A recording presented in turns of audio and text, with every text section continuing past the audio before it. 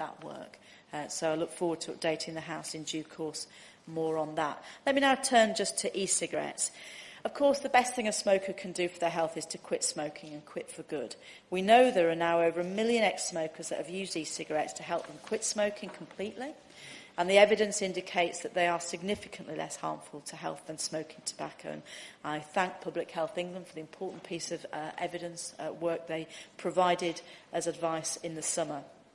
However, the quality of products on the market does remain variable in parts. It's therefore important that we do have proportionate regulation. That's exactly the right word, and I echo that, and that it's introduced to ensure minimum safety requirements and that the information provided to consumers allows them to make informed choices. That's exactly the aim of the regulatory framework set out in the revised directive. And in implementing the new EU rules, we do intend to work towards regulation that will permit a range of products that people want to use to remain on the market, but that are positioned as alternatives to smoking and not as a product that introduces children to vaping or smoking.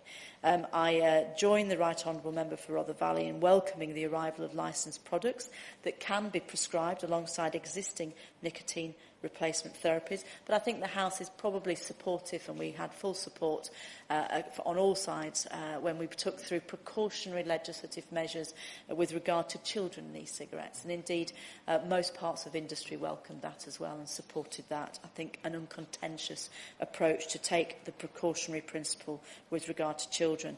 So we'll continue to take this pragmatic approach to e-cigarettes and be guided by the evidence. And the Right Honourable Member for Rother Valley was right to say that in a fast evolving marketplace, the evidence is what we must turn to be guided. And we've to that end, commissioned a comprehensive review of the impact of e-cigarettes to ensure future policy decisions continue to be supported by a robust and published evidence base. That will build on the PHE review of evidence on e-cigarettes, which was published in August of this year. It might also help the House, as I draw towards a close, to update members and Right Honourable members on some relevant research projects.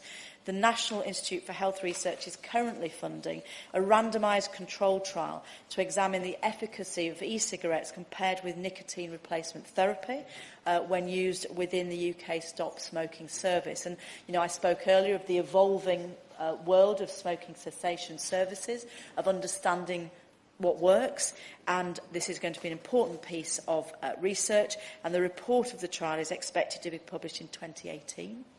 And the Department, and I hope this speaks to the watching brief that the Shadow Public Health Minister asked that we keep, the Department is also commissioning work through the Public Health Research Consortium to identify whether there are any early signals of e-cigarettes having the potential to re-normalise the use of tobacco products. And that work is expected to report in summer 2016. So again, we will look to update the House when we have those results. I know there will be interest on all sides in that.